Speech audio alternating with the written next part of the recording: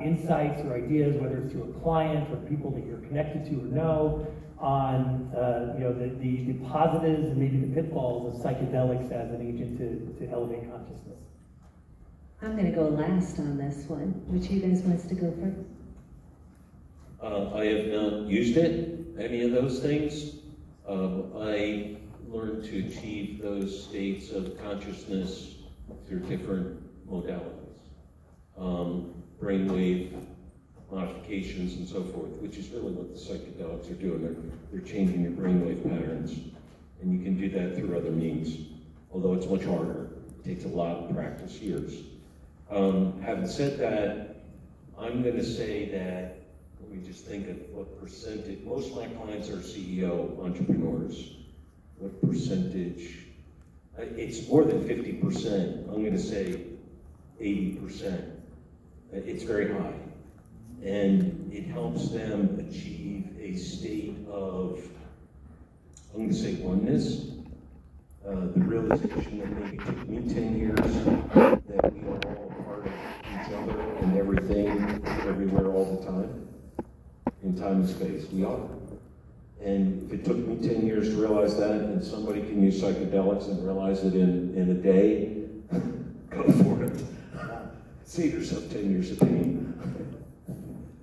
I have also now done psychedelics and achieved an expanded level of consciousness through conversations. What I know about it, so I've read about it, but I can't tell you from experience, is that what psychedelics do is they kind of calm an area of your brain called the default mode network. And it's thought this area of your mind is what controls your ego. Of course, your ego is the part of your mind that's trying to protect you from the things that aren't congruent with what you know. And I think that, JD, your clients were experiencing an attack on their ego, and that they weren't able to be with, hey, this thing is true, and I don't want it to be true. The cognitive dissonance, exactly. And what psychedelics do is they shut off that ego, they shut off that gatekeeper and allow you to be with the things that may be unpleasant, may feel incongruent. So. Okay, so let me share a little bit on this. First, from my mental health background, as psychedelics are becoming more and more legalized and people are not only playing with them, but using them for the cutting edge in their business, it is concerning, because there are ways that you can have an awakening, whether it's because you broke your neck, you got divorced, somebody died, or you had a psychedelic journey. There's all different kinds of ways to awaken to your consciousness and the calling, the alignment of your soul's purpose. So I don't want to say it has to be with psychedelics. I am very concerned, because as I work with the clients that I work with impact leaders, typically owners and founders, globally influential individuals in their community and the world. So what I know is that many people are interested in this. EO, YPO, Tiger 21, people are having interest in trying things, or they are. And if you, how do I want to say this? I really want to be cognizant and aware as I articulate this, that you might be thinking about doing something in the field of using psychedelics, trying it. There is a way to do that with therapeutic support, which I strongly recommend. And there's a lot of people who are delivering plant spirit medicine or psychedelics, whether it's synthetic or whether it's plant spirit medicine, without having a container to hold you, which is why then I can have such a beautiful role. I don't provide psychedelics to anybody, but I can help them before and after their journeys. So I've had clients who are doing very deep inner work for their business, healing trauma, healing childhood wounds, and they need sacred space, they need help holding that and integrating and grounding what they're experiencing. Because if you've had something amazing happen, but you don't do anything with it, what's the point of that?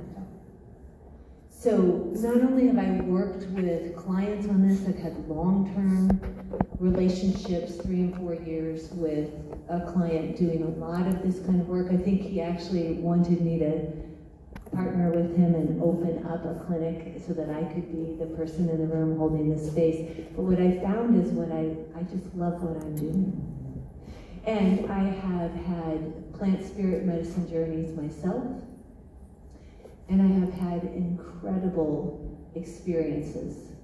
And I have trauma in my background, and I would never do that if I was not safely and well held in that process.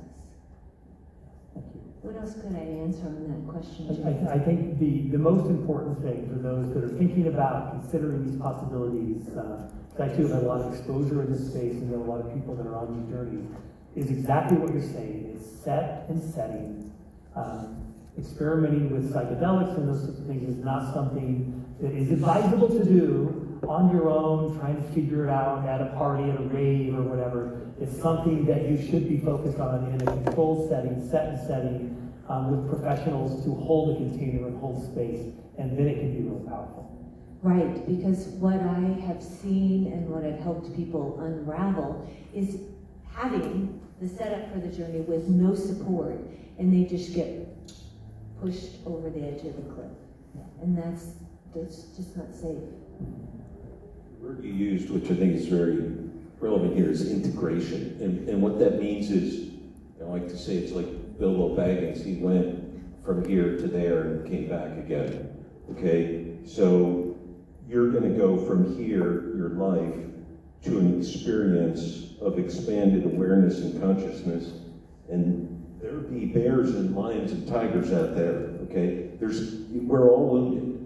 My wounds came from an alcoholic father who beat me and a mother who abandoned me and never having Christmas presents or birthdays. And, they show up every time. Before I healed myself, when my kids had Christmas presents, when my kids had birthdays, and I would just start twitching, and I was 45 years old before I realized where my twitching and anger was coming from at Christmas and birthdays, because I never had any of that. So these things show up in lots of ways, and we all have dozens of these wounds. So, and some of them, they're not all equal. Some of them are really deep and really painful. And so if you go and do any kind of an experience, and my go-to method is regression, but I will not do regression on a person until I know they are prepared for the integration when they come back. Because I don't know what they're going to experience during that regression, and so I want to make sure that they, there's a setting or space. And it's the same thing with the medicine. So it's a great tool, done properly. Thank you. Clay, did you have something to add here? Yeah, I think informally, from the people that I've talked to, the people that achieve an expanded state of consciousness confront something that they've never been able to confront before. That they've got 2 options in front of them and they create a 3rd option, or they accept the options that are put in front of them. A lot of the times people get an expanded level of consciousness from a terminal cancer diagnosis or a near-death experience. I got mine by being cornered into it and forced to make a 3rd choice for myself. But you can get it for yourself if you just deal with the things where you're actually experiencing cognitive dissonance. So I want to make one more comment about what that means of integration and grounding. So we've used those words a lot, they're a little bit out there. I like to think of it, you used the example of our neural pathways. So the things that we are habitually practicing are like I-80, the interstate. You're going fast, you don't have to think about it, you're just clicking along. If you have a new awakening, a new awareness, I like to make the analogy, it's like bunny tracks in the snow. It's barely there. You don't have the cognitive pathway set up yet. And so part of the work that I love to do and that integration work is helping someone understand, okay, here's the thought, now how do I wrap my arms around it? How do I really hold on to this idea, this new awareness that I've had? So that then you begin to create a stronger pathway. Then we're moving into dirt roads, and pretty soon we've got some pavement down. And that's created true change. Thank you so much. Yeah. I think we are officially woo-woo adjacent now. So, Clay, JD, Sarah, thank you so much for giving your valuable time and all this incredible insight. With this, I'm going to go ahead and at the end of this session, is Graham, did you have anything you wanted to come up and share? After the session ends, you can go ahead and take your belongings. The open house and the happy hour will come.